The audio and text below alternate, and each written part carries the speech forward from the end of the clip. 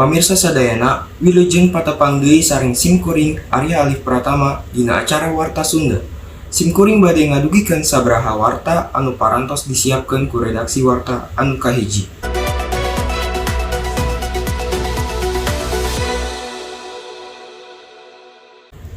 Kahuruan lumangsung di Pasar Sukaramai, Pekanbaru Riau, Selasa sore, Kaping 8 Desember 2020.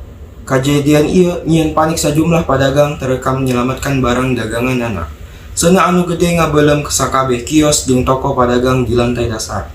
Patugas kahuruan dijieun kalengkabut meureumeuh seuneu anu sakitu gedena, lantaran kabut jeung asap hideung di sakitaran tempat kejadian.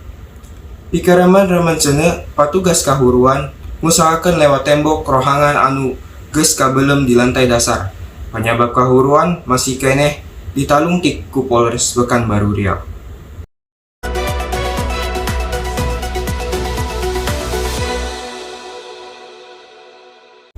Rupina sakitu warta anu parantos didugikeun ku simkuring kapayunan pamirsa sadayana, wilujeng patepang deui dina waktos anu kapayun. Hatur nuhun. Wassalamualaikum warahmatullahi wabarakatuh.